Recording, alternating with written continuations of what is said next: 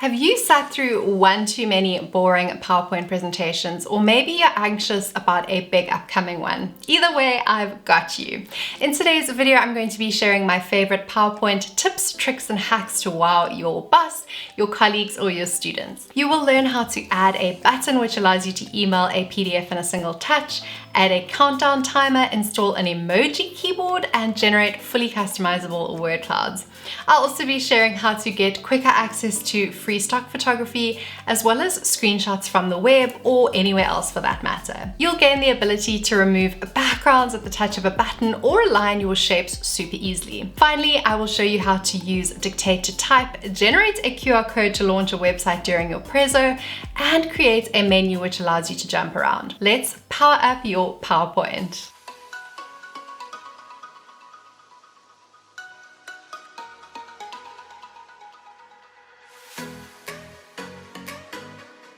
How many times a week would you say that you're emailing a PowerPoint presentation or maybe a PDF version of it? I was doing this countless times manually until now. There are not one, but two incredible buttons that you can use to make this a one-click affair. Simply click the down arrow and go to More Commands, change the drop-down from Popular Commands to All Commands, and here you can search for Email and Email PDF Attachment. Now you will see these buttons appear in your toolbar. When you click on them, you will see just how seamless this functionality truly is. I also suggest selecting Show Below Ribbon, as I really do prefer this display. Nifty, hey? Next up, let's chat about that awkward moment when you want to take a break, but you also want to ensure that you stay on track for your workshop or for your class. Simply install the add-in break time. Set the time that you want, and the best part is that there are gorgeous background options too, like breakfast, reading, starting, or my favorite, tea.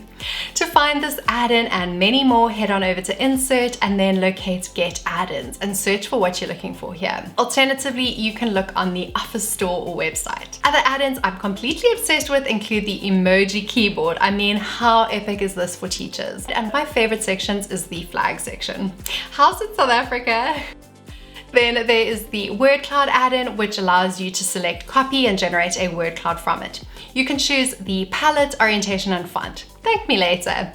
You guys may know that I work in digital marketing, and so often I want to encourage people to access a particular site while I'm going through my presentation. Well, there's actually an add-in for that too.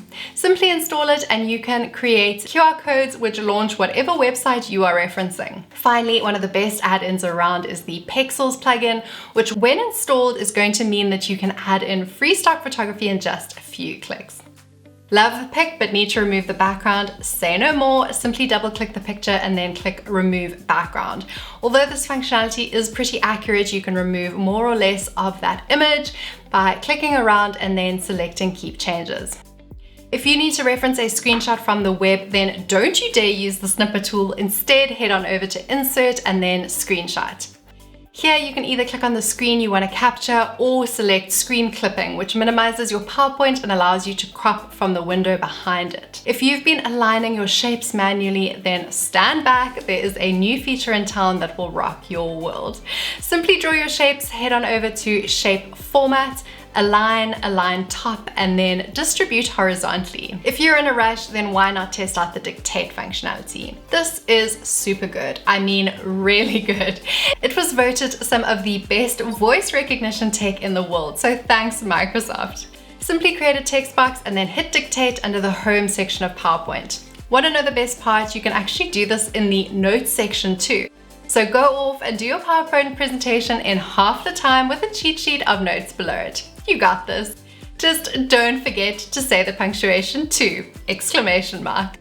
My final tip is called Summary Zoom. Head on over to the Insert tab, then Zoom, and then Summary Zoom.